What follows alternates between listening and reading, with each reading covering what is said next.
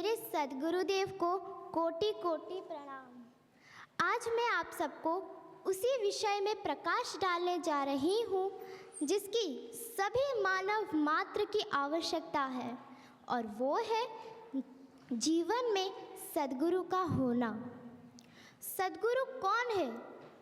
सद्गुरु वो है जो हर मनुष्य के अंदर छुपी प्रतिभा को सींच कर, संवार कर, सजा कर बाहर प्रकट कर देते हैं। सद्गुरु वो है जो संकीर्णता की भाव को हटाकर व्यापकता की भाव को भर लेते हैं। सद्गुरु वो है जो असंभव शब्द को हमारे जीवन शब्दकोश से निकाल कर बाहर फेंक देते हैं और हमारे जीवन में आनंद का सागर छलका देते हैं और प्रेम भरी नज़रों से हमें ऊपर उठा देते हैं। कबीर जी कहते हैं, सद्गुरु को सिर पर रखिए, चलिए आज्ञा माहे, कहे कबीर वो दास को तीनों लोक भय नाहि। अर्थात कबीर जी कहते हैं कि जो शिष्य सद्गुरु को अपने साथ रख के उनकी आज्ञा के अनुसार चलता है, उसको तीनों लोक की कोई भय नहीं होती। अगर जीवन में निर्भय होकर जीना है तो सद्गुरु के शरण में रहो। सद्गुरु संसार रूपी सागर में भटके हुए मनुष्य को सही दिशा दिखाकर आत्मा परमात्मा के अनुभूति करवाते हैं। वास्तव में सद्गुरु के सिवाय अन्य किसी में ऐसा सामर्थ्य नहीं है। ऐसे ही सद्गुरु की कृपा बरसी थी तुलसीदास जी के ऊपर। जब तुलसीदास जी पैदा हुए थे तब पंडितों ने उनकी कुंडली देखकर बताया कि यह बच्चा मूल नक्षत्र में पैदा हुआ है। मूल नक्षत्र के स्वामी राक्षस होते हैं, इसीलिए ये बच्चा अमंगलकारी अर्थात अशुभ है। ये सुनकर उनके माता पिता ने उन्हें नानी के घर छोड़ दिया।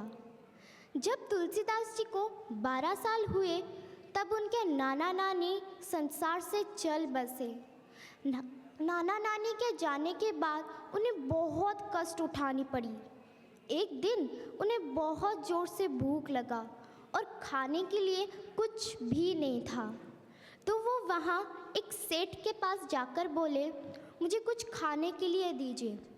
तो उस सेठ ने मारने को डंडा उठाया। तभी एक आदमी आकर उस सेठ का डंडा पकड़ लिया और कहा, क्यों इस बच्चे को मार रहे हो? इसकी गलती ही क्या है? सिर्फ खाना ही तो मांगा है। तभी उस सेठ ने कहा, आप नहीं जानते, ये बच्चा अमंगलकारी है, इसीलिए इसके माता पिता ने इसे छोड़ दिया है। ये जहाँ जहाँ पैर रखेगा वहाँ अमंगल ही अमंगल होगा। ये सुनकर वो आदमी ने कहा, तू भी मेरी एक बात सुन ले, एक दिन ऐसा समय आएगा कि ये बच्चा जहाँ जहाँ पैर रखेगा वहाँ मंगल ही मंगल होगा, सारे लोग इसके लिए तरसेंगे।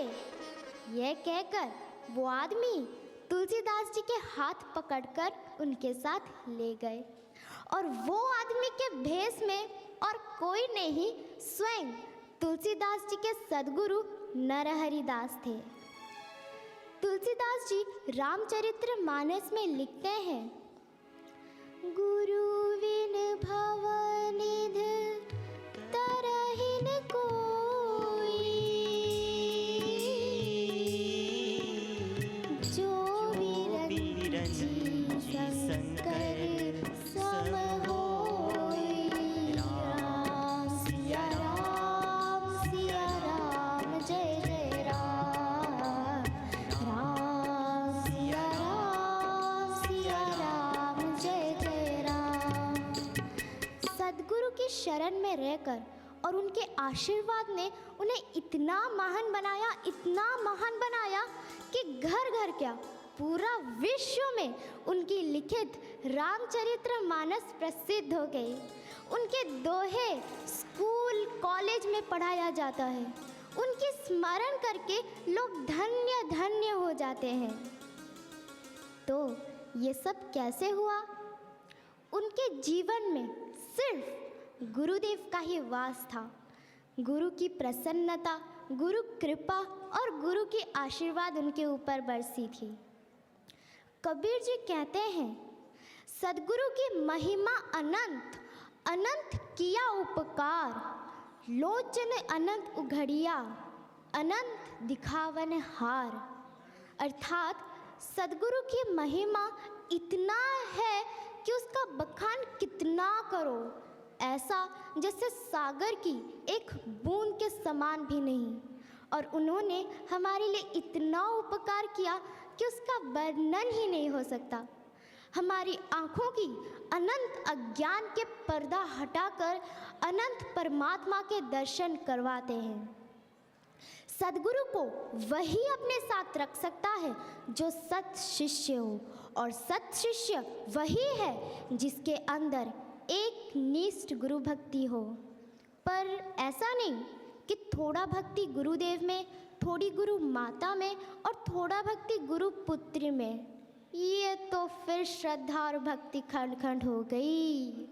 जब अखंड एक अद्योत परमात्मा को पाना है तो हमारे अंदर एक निष्ठ गुरु भक्ति होनी चाहिए।